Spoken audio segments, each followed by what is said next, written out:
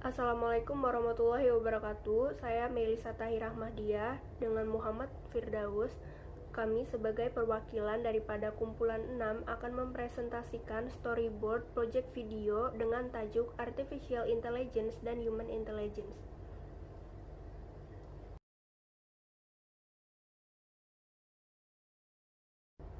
Jadi, dalam proyek video kami nantinya, pada menit pertama, Lia Atika akan menyampaikan definisi Human Intelligence dan Artificial Intelligence. Selanjutnya, pada menit kedua, saya, Melisa Tahirah Mahdiah, akan membawakan topik perbandingan antara Artificial Intelligence dengan Human Intelligence. Selanjutnya, pada menit ketiga, Muhammad Firdaus akan menyampaikan Artificial Intelligence, yaitu sebagai ancaman ataukah peluang. Dan pada menit keempat, Muhammad Fatwa akan membawakan kesan penggunaan Artificial Intelligence kepada masyarakat. Dan pada menit terakhir, yaitu menit kelima, Nurul Syazwani akan menyampaikan konklusi. Pada menit pertama, kami akan menjelaskan mengenai definisi Artificial Intelligence dan definisi Human Intelligence. Pertama, yaitu definisi Artificial Intelligence adalah kecerdasan buatan atau simulasi kecerdasan manusia dalam mesin atau komputer yang diprogram untuk meniru cara berpikir dan bertindak seperti manusia. Jadi, Artificial Intelligence ini juga dirancang untuk menunjang aktivitas kegiatan sehari-hari sesuai dengan kebutuhan.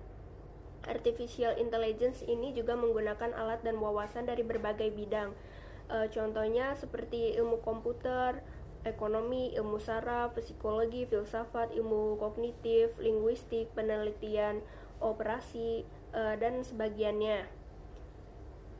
Studi ini juga memiliki kondisi yang memiliki tumpang tindih sama dengan tugas-tugas seperti robot, kontrol sistem, penjadwalan, penambangan data, logistik, pengenalan suara, pengenalan wajah, dan banyak lainnya.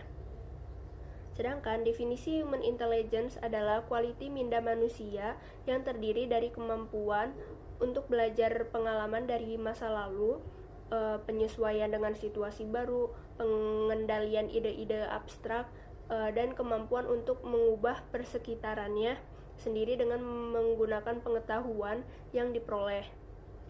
Human Intelligence ini juga dapat memberikan beberapa jenis informasi yang dapat diberikan oleh pikiran manusia. Misalnya, seseorang dapat berbicara tentang pengamatan selama perjalanannya saat ke luar negeri atau pada pagi hari, pulang kerja, dan memberikan wawasan yang berharga tentang bidang studi atau keahlian mereka. Pada menit selanjutnya, yaitu menit kedua, kami akan menjelaskan mengenai perbandingan Artificial Intelligence dengan Human Intelligence.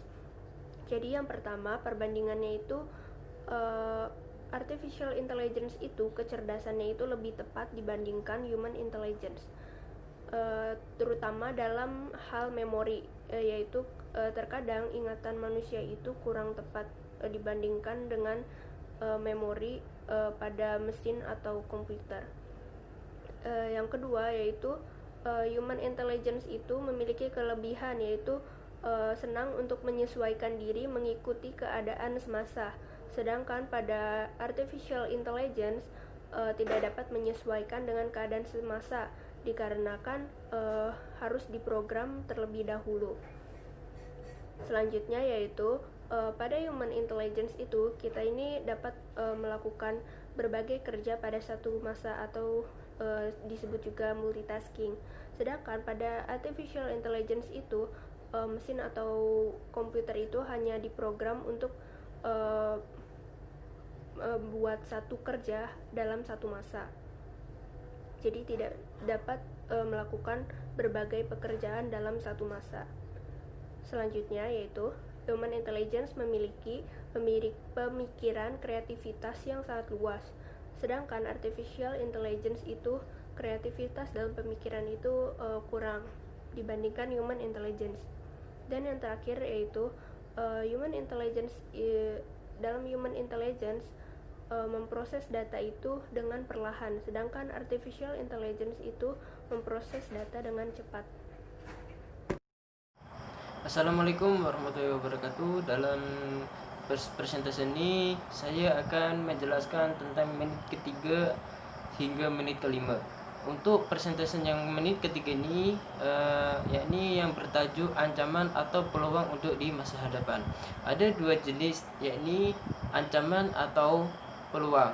Untuk ancaman ini banyak yang sekiranya AI atau artificial intelligence yang sekiranya akan membawa kepada pekerja-pekerja seperti robot atau mesin yang akan menggantikan pekerja-pekerja seperti manusia. Efek dari ancaman ini yakni kurangnya peluang pekerjaan untuk manusia itu sendiri, sehingga banyak melakukan teknologi-teknologi yang akan datang. Untuk peluangnya yang ini yakni pertamanya ahli bijak yang dapat menciptakan banyak AI atau artificial intelligence yang berkualiti dengan bertujuan untuk memperkasakan kebijaksanaan manusia dan juga memperoleh berbagai manfaat dan banyak kerja yang dapat terhasil darinya itu. Dalam menit keempat ini saya akan menjelaskan pasal kesan penggunaan kepada masyarakat dalam waktu jangka masa yang lama. Ada dua jenis, yakni positifnya yaitu menjimatkan masa dalam mengendalikan kerja ke dalam rumah maupun ke dalam pejabat, dan juga kerja itu lebih efisien.